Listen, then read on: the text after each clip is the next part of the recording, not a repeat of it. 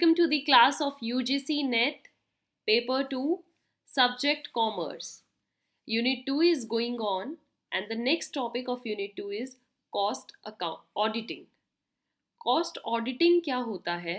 That we will do today. You all know what actually auditing is. Who is an auditor?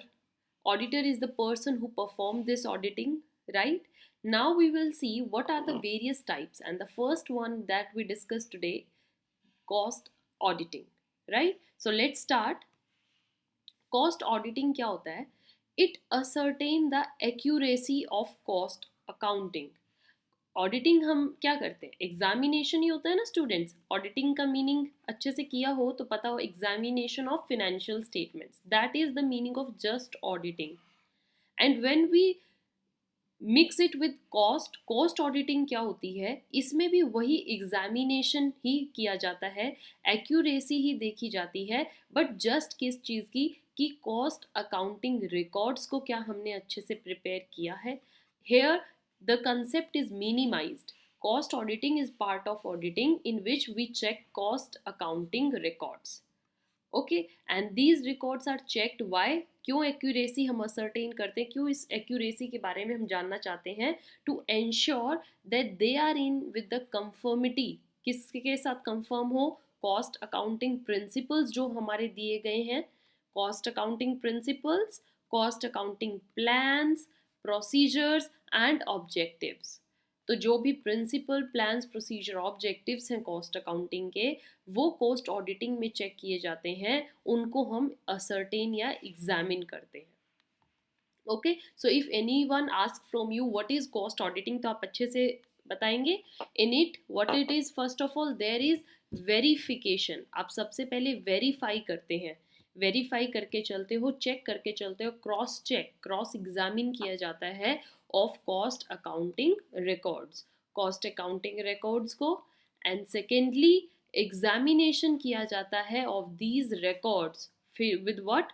To ensure that they adhere to the cost of accounting principles, कि जो भी हमारे cost accounting principles हैं क्या उनके साथ cost accounting का match है कि नहीं.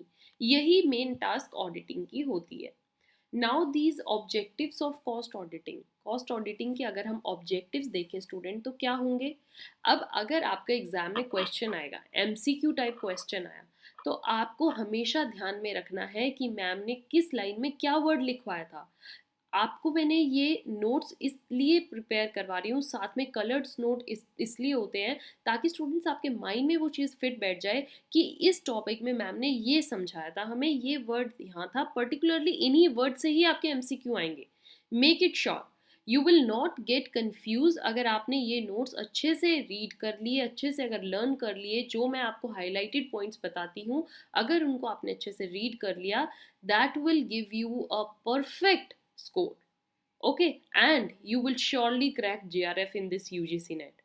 So stay tuned, continue your studies and don't skip any session. Again I'll say, and the students who have not subscribed, subscribe this channel, Crack NET with Nishman.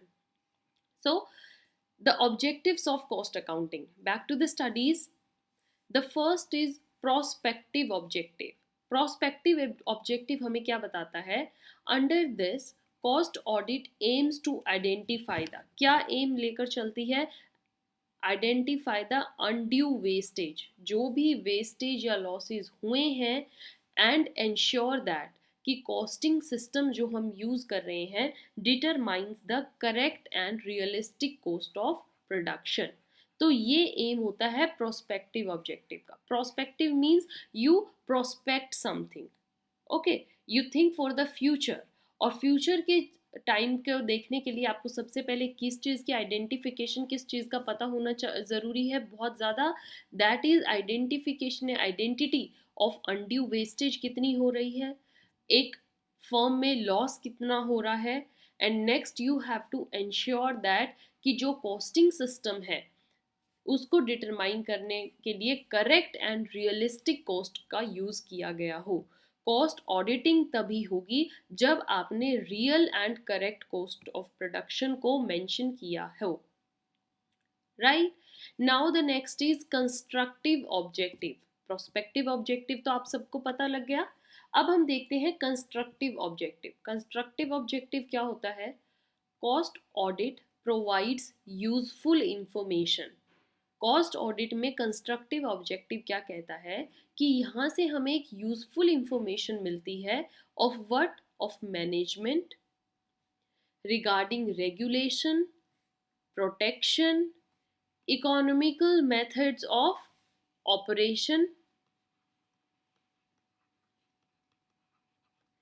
reducing the cost of production and reformulating cost accounting plans. ये होता है constructive objective. Constructive as the name suggest something practical you have to do. You have to construct something. और construct में क्या होगा?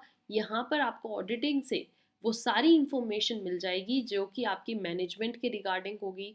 आपको ये पता लग जाएगा कि हमें क्या चीज़ रेगुलेट करनी है, प्रोडक्शन में क्या डिसीजन लेना है, क्या इंफॉर्मेशन आपको प्रोडक्शन लेवल से मिली, इकोनॉमिक मेथड ऑफ ऑपरेशन क्या रहेगा, आपको इसमें भी ये कंप्लीट आइडिया मिल जाएगा. ओके, ऑपरेशन में. फाइन स्टूडेंट्स, ऑपरेशन तो यहाँ पर भी आपको वो आइडिया मिल गया. Then there reduction cost of operation, कि आपको कैसे अकाउंटिंग प्लान्स को फॉर्मुलेट करना है, that are now very very necessary. After that the last topic that is very necessary is steps of cost auditing. क्या मेजर स्टेप्स होते हैं cost auditing के? Objectives you all know, concept now you it's cleared. Major steps, the first you start with review. सबसे पहले पूरे financial statements को या cost accounting principles को क्या किया जाता है? रिव्यू किया जाता है. रिव्यू के बाद there is verification. As I told you, examination होता है, क्रॉस चेक होता है, वेरिफिकेशन होता है. Verification with what?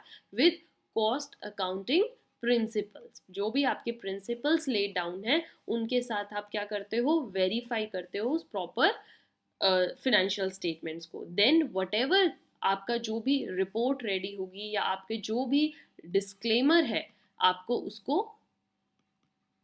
डिफाइन करना है in report. That is reporting. Auditing report मैंने आपको बताई थे, क्वालिफाइड ओपिनियन रिपोर्ट होगी, अनक्वालिफाइड होगी, एडवर्स होगी, डिस्क्लेमर हो गया. So these are the three things of cost accounting. First is review, verification, reporting. याद रहेगा students. So very very important concept cost auditing. Don't skip any session. Stay tuned, keep learning, keep watching, don't skip any session. Again I'm saying